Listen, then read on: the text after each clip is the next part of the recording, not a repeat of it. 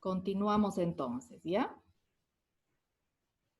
Entonces, ya hemos hablado de las relaciones del cargo hacia arriba, ¿no es cierto? Y hacia abajo del cargo. Y pasamos al otro componente, que es el objetivo del cargo. Debemos nosotros poner qué es lo que se pretende lograr con el cargo dentro de la empresa. Entonces, como ejemplo, ¿no? Del cargo de docente, el objetivo es formar profesionales competitivos, comprometidos con la sociedad, capaces de solucionar problemas de la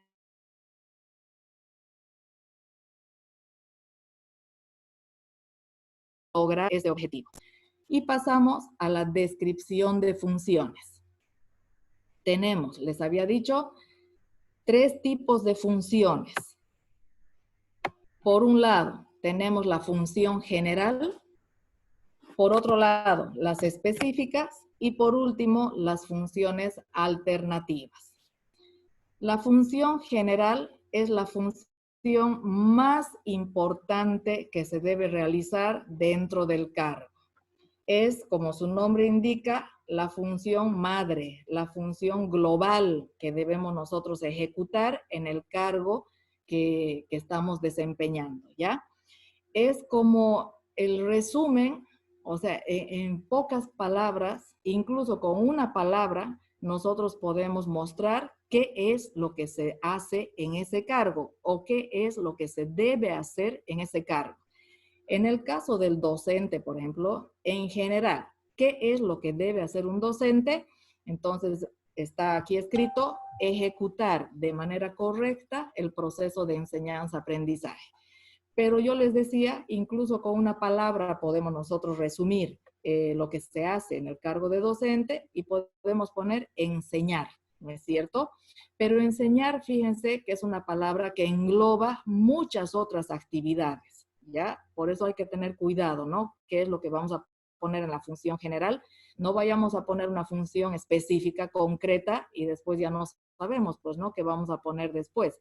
Entonces, en la función general debemos nosotros incorporar, les decía, la función más importante que con pocas palabras resume todo lo que se hace en el cargo, ¿ya? Luego pasamos a poner las funciones específicas, donde ya de manera concreta, de manera específica, como lo dice, ponemos cada actividad que debe ser llevada a cabo por quien ocupe el cargo, ¿ya? Entonces, yo sé en general que debo enseñar, pero ¿cuáles son mis funciones específicas? Entonces, por un lado, yo tengo que preparar los temas del programa analítico de la asignatura. Otra función obligatoria de mi cargo es explicar los temas a los estudiantes. Otra función obligatoria, realizar actividades académicas. Otra función obligatoria, evaluar el aprendizaje de los estudiantes y así sucesivamente vemos qué funciones son obligatorias del docente, o sea, del cargo de docente. La persona que vaya a ocupar este cargo sabe que sí o sí tiene que ejecutar esas funciones específicas, ¿ya? Una aclaración, como este es un ejemplo, yo he puesto aquí etcétera, pero cuando se hace un manual no se pone etcétera, ¿no? Porque no vamos a poner puntos suspensivos, digamos, a las funciones que se realicen en un cargo. Entonces, esto es solo por tratarse de un ejemplo para mostrarles que pueden haber más funciones. Algunos a letra muerta, ¿no? Se guían de un formato y ven que hay solo 6 funciones, por ejemplo, en este ejemplo, y dicen, ah, no, 6 no más.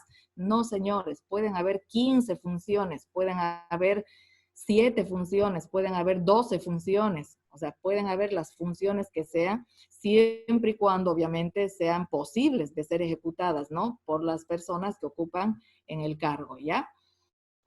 Luego vienen las funciones alternativas. En las funciones alternativas debemos pensar en funciones que no son obligatorias. Por eso llevan el nombre de alternativas. O sea, si el que ocupa el cargo tiene tiempo y desea, puede hacerlas. Pero si no tiene tiempo o no puede hacerlas, no las hace y no hay ningún problema, ¿ya? O sea, no es obligatorio que se realicen estas funciones. Por ejemplo, en el caso del cargo de docente, aceptar trabajos retrasados, o sea, demorados. No es algo obligatorio que tengamos que hacer los docentes, es una función alternativa, por eso está en este punto. Dar actividades extras a los estudiantes. De pronto ustedes solicitan, ¿no es cierto? ¿Me puede dar un práctico extra por puntos extras? Perfecto. Si el docente tiene tiempo y quiere hacerlo y puede hacerlo, lo hará. Está como función alternativa. Si no quiere, no tiene tiempo, no puede hacerlo, no lo hace y no hay ningún problema, ¿ya? Dar conferencias, realizar talleres, en fin, pueden ser funciones alternativas del cargo de docente, ¿ya? Ustedes dirán, pero si son alternativas, ¿por qué se ponen? O sea, si no son obligatorias, ¿por qué las ponemos? Porque muchas veces, por no estar en el documento, genera problemas para el que ocupa el cargo y para la empresa también. De pronto no existe esta parte de funciones alternativas en el manual, borramos esto y un estudiante pide un trabajo extra al docente y el docente le niega. Y el estudiante se queja al jefe académico y le dice, pedimos al docente que nos dé actividades extras y él no quiere, o sea, no quiere darnos, digamos, ¿no? Entonces, ¿qué puede pasar? Uno, que el jefe le llame la atención al docente y le diga, mire, los estudiantes se han quejado de que usted no quiere darles actividades extras. Y bueno, yo le puedo decir que no tengo tiempo, digamos, ¿no? Y de pronto el jefe me dice, pero es su responsabilidad, es su obligación hacerlo. Y fíjense que si vamos al documento de mi manual de funciones, como no está este acápite de funciones alternativas, no está escrito dónde está el hecho de dar actividades extras a los estudiantes, tampoco está como función específica. Eso puede hacer que se interprete como que se supone que el docente tiene que hacerlo. Entonces el jefe puede decirme, pero se supone que usted tiene que darles la oportunidad de recuperar puntos a los estudiantes a través de actividades extras, por ejemplo, ¿no? ¿Qué le voy a decir? ¿No es cierto? Pero si está en el documento este acápite, se aclara la situación. Por eso les había dicho al principio, este documento nos sirve hasta para solucionar problemas, ¿no es cierto? Problemas de funciones, de superposición de autoridad, etcétera. Porque si está escrito, no hay dónde perderse. Si aquí dice que es alternativo, el jefe no tendría que llamarme la atención, los estudiantes no tendrían que quejarse y si se quejan comprenderán que no es una obligación del docente dar función o dar actividades extras para que recuperen puntos, ¿ya? Entonces, por eso es importante, ¿ya? Aclarar, poner en una descripción de cargo el tema de las funciones alternativas. ¿Qué pasa si no existen estas funciones alternativas para un cargo X? No se ponen, pues. O sea, habiendo analizado, ¿no? El cargo y habiendo analizado las necesidades y demás del cargo y los requerimientos, vemos que realmente no hay funciones alternativas, pero sí tiene, digamos, varias funciones específicas. Bueno, es que eso es hecho a medida, ¿no? O sea, si el cargo no necesita de funciones alternativas, no se coloca, ¿ya? Pero si analizamos y vemos que sí, entonces colocaremos estas funciones alternativas, ¿ya?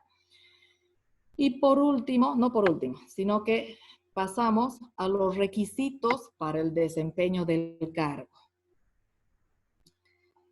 Aquí nosotros vamos a poner aspectos o información acerca de qué es lo que debe tener la persona que quiera ocupar ese cargo. Entonces, vamos a dividir este punto en 4 partes. Requisitos de formación, formación académica, requisitos en cuanto a su experiencia, requisitos en cuanto a sus habilidades técnicas y requisitos con respecto a sus características o rasgos personales. Por un lado, en la formación, nosotros debemos analizar, como es hecho a medida, ¿no?, de la empresa. Entonces analizamos qué grado o nivel de formación es necesario para ocupar el cargo en esta empresa. Estoy tomando como ejemplo la UNICEN. Entonces pensamos, analizamos, investigamos, ¿no es cierto? Hablaremos con el director académico, el vicerrector, el rector, en fin, y determinamos que lo necesario es que el que quiera ocupar un cargo en la UNICEN tenga un nivel de licenciatura. O sea, no puede ser un técnico medio, un técnico superior. Aparte, tiene que tener un diplomado en educación superior. Fíjense que en otras universidades como la Gabriel, el requisito es tener una maestría también en su área de formación, pero eso no está dentro de lo que es la UNICEN porque no consideran necesario, digamos, por ahora, exigir eso en los docentes, ¿ya? Experiencia, bueno, este es un ejemplo, ¿ya? Siempre les aclaro, no es que esto esté vigente en la universidad, sino que solo por darles un ejemplo, también analizamos qué es lo necesario. Hemos puesto 2 años como docente.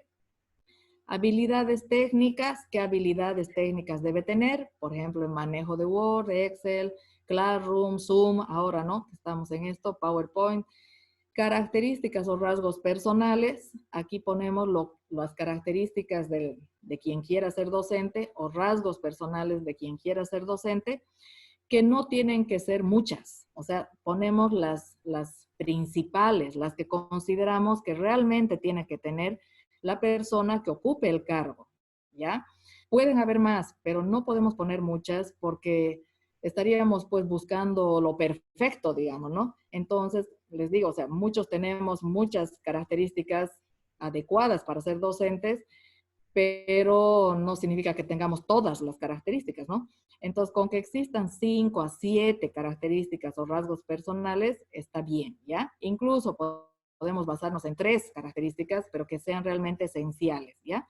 Por dar el ejemplo, ponemos que es necesario que el docente tenga una buena oratoria, sea una persona organizada, sea tolerante, disciplinado y que tenga buena presencia. Entonces, con eso ya nosotros nos aseguramos que quien vaya a ser docente haga un buen rol o desempeñe un buen rol en el cargo, ¿ya? Por último, tenemos el pie de página donde colocamos nosotros quién ha elaborado el manual, qué cargo ocupa esa persona en la empresa, si es que es de la empresa. Ahora, si es externa, ponemos, ¿no? Consultora o lo que fuera. La fecha en que ha sido elaborado el documento y la firma de quien lo ha elaborado.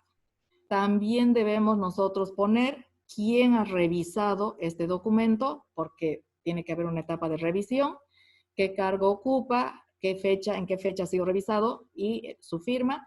Y por último, quién ha autorizado la puesta en vigencia de este documento, el nombre, el cargo, la fecha de autorización y la firma, ¿ya? Entonces, con todos estos elementos, nosotros ya tendríamos nuestro formulario denominado descripción del cargo dentro de un manual de funciones.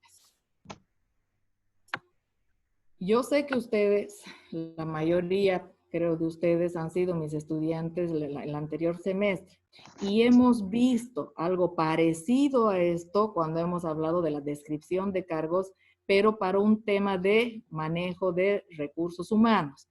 Entonces, es un documento parecido, pero no es lo mismo, ¿ya? Eso quiero aclararles porque de pronto algunos de ustedes dicen, ah, sí, esto lo hemos visto el año pasado. Sí, pero no es exactamente igual. Ustedes van a revisar el material, si es que todavía lo tienen, de la materia de recursos humanos y van a ver que lo que hemos visto tiene sus diferencias, ¿ya?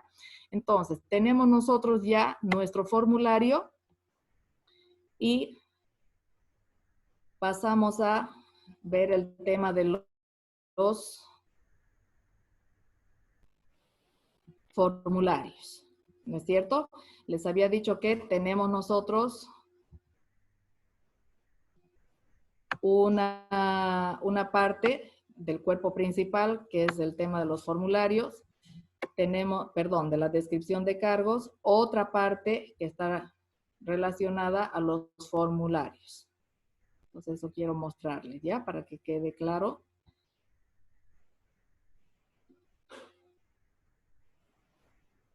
Entonces, tenemos nosotros nuestro formulario, hemos ejemplificado, ¿no es cierto?, con el cargo del docente, y debemos nosotros pensar en diseñar los formularios que se van a utilizar en el cargo, ¿ya? Eso también es una parte importante del manual de funciones. Entonces, en el cargo de docente necesitamos nosotros un registro de asistencia. Tenemos nosotros que tener ese documento, o sea, el formato, ¿no?, del registro de asistencia adjuntado a nuestra descripción de cargos. Entonces, yo tengo la descripción de mi cargo y también tengo el registro de asistencia que se utiliza en el cargo. También necesitamos un centralizador de notas, por ejemplo, ¿no?, un registro, un formulario, ¿no?, que llenamos con las notas. Entonces, yo tengo que tener impreso el formato de ese registro de notas después de la descripción de mi cargo o en un capítulo posterior, como les había dicho anteriormente, y así todos los formularios que se van a manejar en el cargo. Porque entonces, si a mí me dicen, ha tomado asistencia, por ejemplo, yo sí le digo, ¿no?, y lo he hecho a mano, digamos, ¿no?, y me dice, pero ha llenado su registro de asistencia, y si no tenía yo conocimiento de este formulario, obviamente pues voy a decirles que no, o sea, no, yo no sabía cuál es, tiene que pedirlo a fulano o a tal, en tal oficina y no sé qué. Entonces, fíjense que me han hecho perder el tiempo porque yo he tomado asistencia en un formato mío, digamos, o por último a mano, o les he hecho arrancar una hojita a mis estudiantes, digamos, hemos perdido recursos, tiempo, tengo que volver a pasar la asistencia en ese formulario y todo eso pues resta eficiencia en un sistema administrativo, ¿ya? Entonces, para evitar todo eso es que nosotros presentamos los formularios que se necesitan después de la descripción del cargo. Y el glosario de términos que les había mencionado, que no siempre se presenta, ¿ya? Porque no siempre utilizamos terminología técnica, pues, ¿no? Bien, ahora la pregunta del millón. ¿Cómo hacemos un manual de funciones? Porque parece fácil, ¿no? Sí, llenamos ese formulario y de acuerdo a mi criterio y así debe ser, digamos, ¿no? No es así, ¿ya? Existe toda una metodología para poder hacer un manual de funciones, ¿ya? Y como les digo, a veces son oportunidades de trabajo para ustedes este tema. Házmelo el manual de funciones para este cargo o házmelo el manual de funciones de la empresa. Entonces, ustedes ya van a tener un trabajo, digamos, haciendo esto, ¿ya? Entonces, ¿qué es lo que debemos nosotros hacer? Para elaborar y aplicar un manual de funciones en una empresa, se siguen 3 etapas, ¿ya? Por un lado está la etapa de elaboración, por otro lado la etapa de revisión y por otro lado la etapa de aprobación y distribución de ese documento en todos los cargos, ¿ya? En esta tarde nos vamos a concentrar solo en la primera etapa, en la etapa de elaboración, ¿ya? Entonces, ¿cómo nosotros elaboramos ese manual de funciones? La etapa de elaboración tiene otro procedimiento, ¿ya? Entonces, para poder elaborar, yo tengo que seguir 4 pasos que ustedes están viendo en la lámina. Por un lado, tenemos la planeación y organización del trabajo que vamos a realizar. Luego viene la investigación y recolección de información. Luego el procesamiento e integración de la información. Y por último tenemos el análisis de la información. Estas 4 etapas nos permiten elaborar el manual de funciones, ¿ya? Vamos viendo una por una. ¿Qué es lo que hacemos en la etapa de planeación y organización? Lo que vamos a hacer es, por un lado, vamos a designar a un responsable y coordinador al mismo tiempo por cada área de la organización, si es que debemos hacer un manual, ¿no?, para toda la organización. Entonces, vamos a designar a un responsable que nos va a ayudar a coordinar también el trabajo con el resto de los trabajadores de esa área, para que nosotros podamos interactuar. Si yo voy a hacer el manual de funciones para el área de marketing, yo necesitaré pues a una persona que sea responsable y me ayude de levantar información o de hacer algunas entrevistas o de coordinar las reuniones con el personal de esa área, en fin, ¿ya? Entonces, sí, persona. Por otro lado, tengo que elaborar un cronograma de actividades, tengo que planificar mi trabajo plasmando lo que voy a hacer en el transcurso del tiempo, suponiendo me dan 3 meses, en 3 meses, ¿qué es lo que voy a hacer? ¿Ya? Entonces voy a planificar mis actividades, voy a organizar mi tiempo y yo puedo utilizar para esto el diagrama de Gantt, ¿no es cierto? Que estoy segura ustedes ya lo conocen. Entonces, en este diagrama o en el diagrama que yo vea por conveniente utilizar, yo tengo que mostrar las etapas de elaboración, en qué tiempo voy a realizar, la etapa de revisión, de aprobación, de distribución y un cronograma de entrevistas, porque para validar la información vamos a necesitar hacer entrevistas, ¿ya? Bien. Por último, en la etapa de planeación y organización, debemos nosotros planear las acciones pertinentes respecto a la identificación y captación de información. Es decir, vamos a diseñar los medios y materiales de apoyo, tales como la encuesta, la guía de entrevista, si bien nosotros no vamos a aplicar una encuesta, por ejemplo, que sí o sí vamos a tener que aplicar, ¿ya? Pero de pronto optamos por una entrevista, tenemos que tener un formulario para la entrevista. O sea, no podemos nosotros improvisar la entrevista, ¿ya? También tenemos que hacer una guía de observación. Si vamos a observar lo que hacen los trabajadores, yo no puedo ir a observar y después, ay, ¿cómo era? ¿Qué era? Y ponerme a anotar lo que me acuerdo. No, yo tengo que tener una guía de observación, ¿ya? Entonces tengo que haber elaborado ese formulario. Las fichas de información, donde voy a ir integrando, ¿no? Los distintos datos que vaya recopilando, etcétera. Entonces yo tengo que prepararme con todos estos documentos o estos formularios antes de ir a recopilar información, ¿ya? Luego viene la etapa de investigación y recolección de información, donde yo voy a hacer el reconocimiento de las unidades objeto de estudio. Yo tengo que indagar más sobre el área de marketing, si es que es para esa área que voy a hacer el manual de funciones, o indagar más sobre las distintas áreas y departamentos de la empresa. También tengo que identificar en esta etapa ya las normas, las atribuciones, las funciones, que eso es vital, ¿no? Para nuestro manual de funciones, las actividades básicas y complementarias que se realizan en cada cargo, la aplicación, y voy a hacer la aplicación de los medios y materiales de apoyo que he diseñado en la anterior etapa. Entonces, ya es una etapa de recolección, recopilación de datos, ¿no es cierto? ¿Qué fuentes podemos nosotros utilizar de recolección de información? Por un lado, podemos utilizar la investigación documental. Podemos basarnos en esta etapa de investigación, ¿no? En revisar documentos que ya tiene la empresa. Puede ser que tenga manuales hechos hace 20 años. Entonces yo voy a partir, pues, ¿no? De la revisión de esos documentos.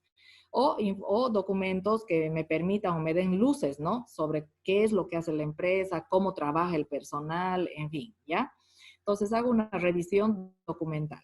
También puedo optar por una entrevista a los empleados y usuarios, o sea, a los clientes también, ¿ya? Entonces yo me preparo mi guía de entrevista con las preguntas que yo tengo que hacerles y un formulario donde yo vaya registrando las respuestas o grabando las respuestas, porque es una entrevista, ¿no? Entonces acudo a las entrevistas.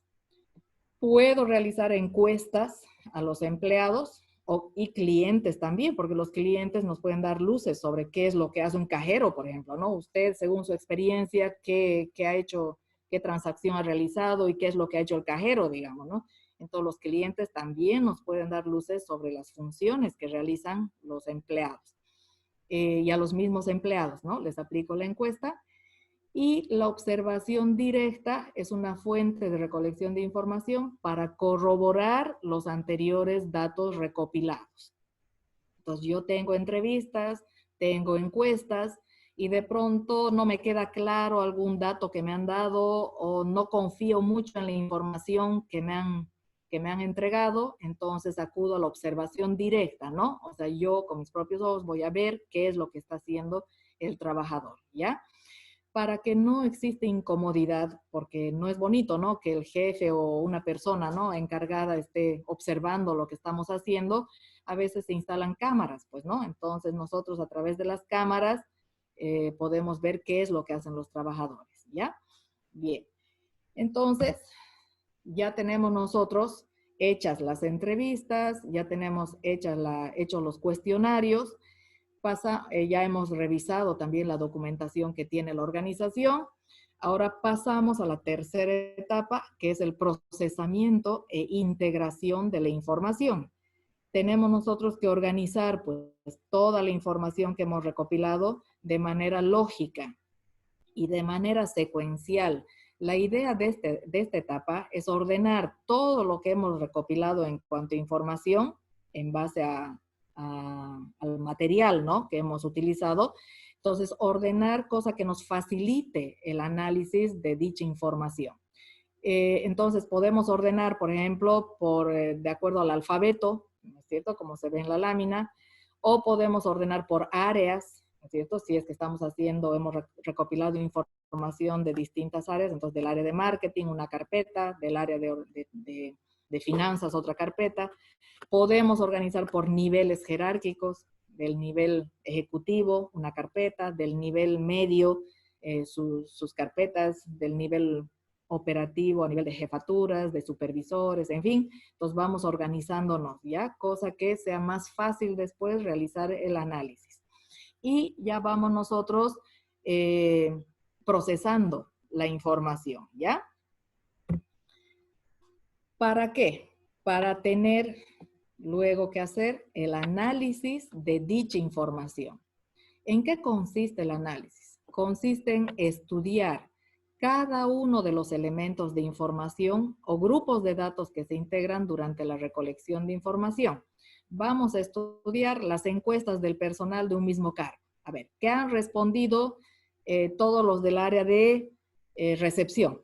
¿O qué han respondido todos los meseros del restaurante? ¿O qué han respondido, o qué ha respondido el jefe de sala de un restaurante? ¿No es cierto? Entonces vamos a ir estudiando, analizando esa información.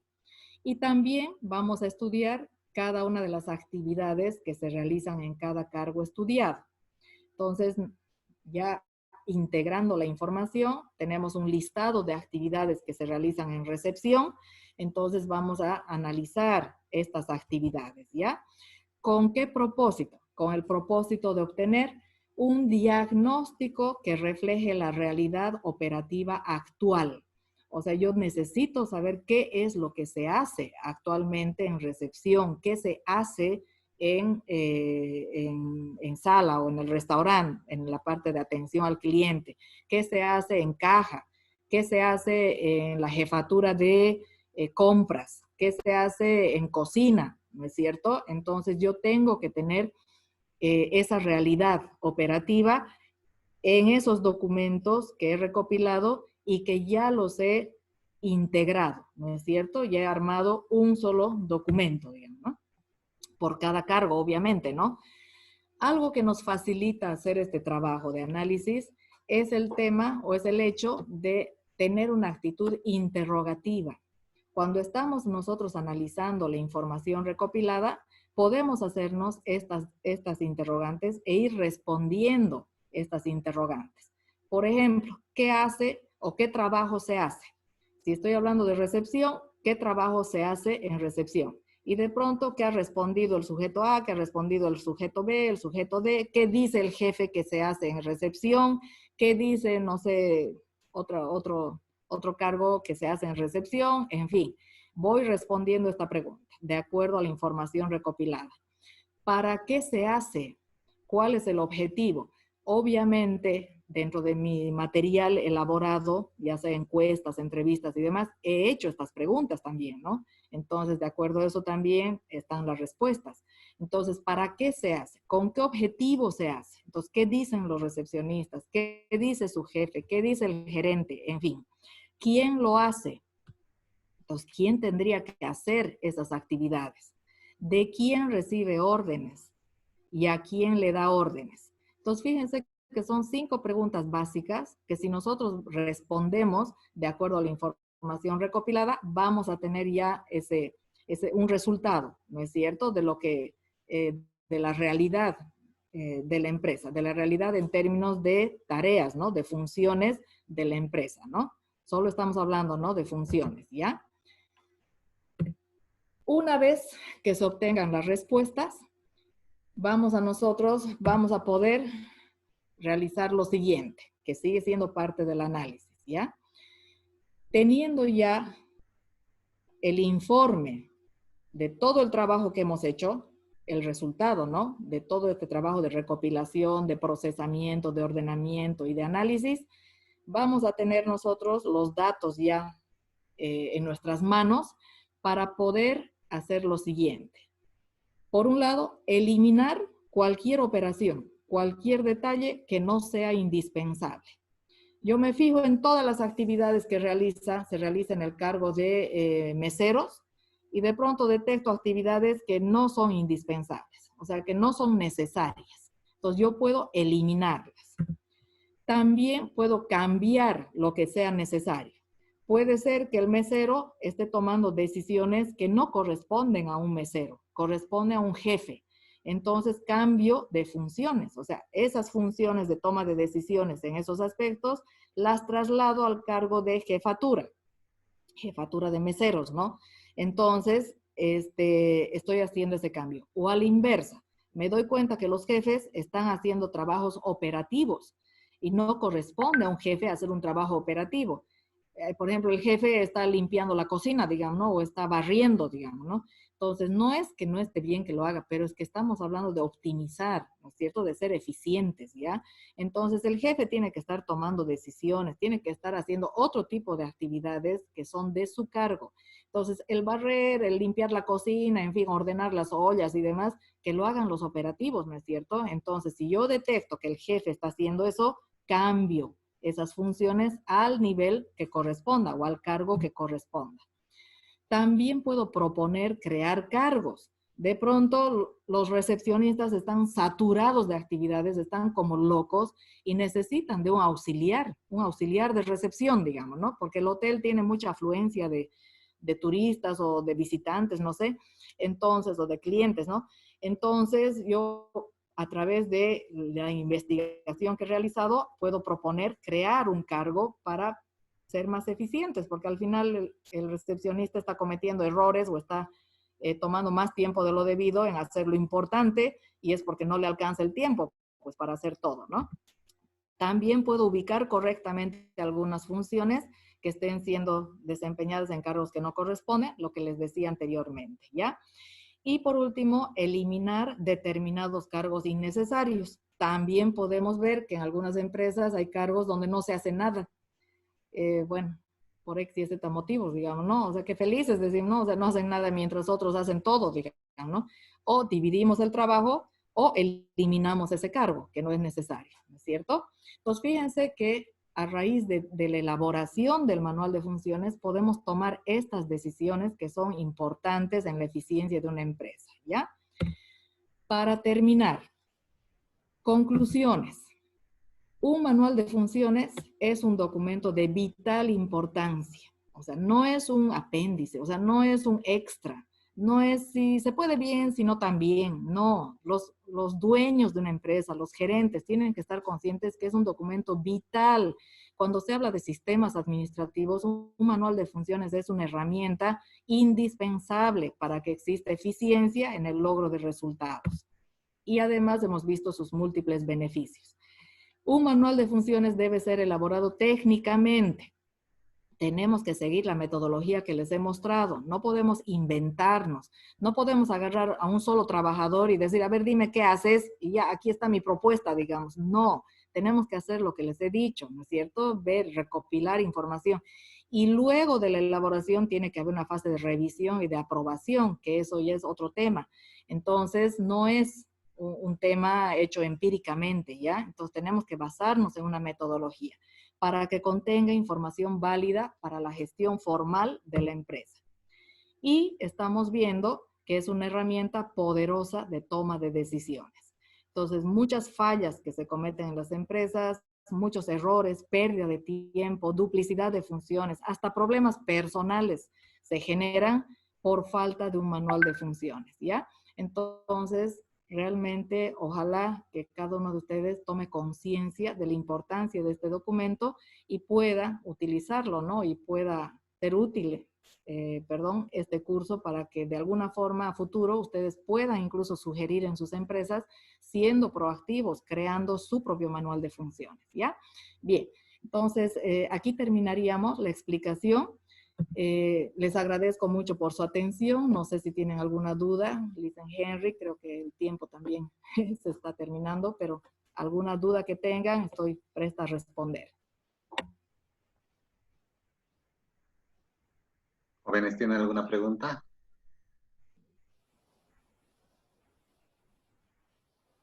Yo tengo una, disculpe, buenas noches. Buenas noches, Leonel. ¿Cómo estás? Como estudiante nosotros podríamos influir quizás de alguna forma para poder realizar algún cambio en la normativa interna estudiantil que tiene la universidad como institución, o no habría forma de poder realizar eso como estudiante. En realidad, como estudiantes, ustedes pueden hacer una propuesta. Las propuestas son bienvenidas.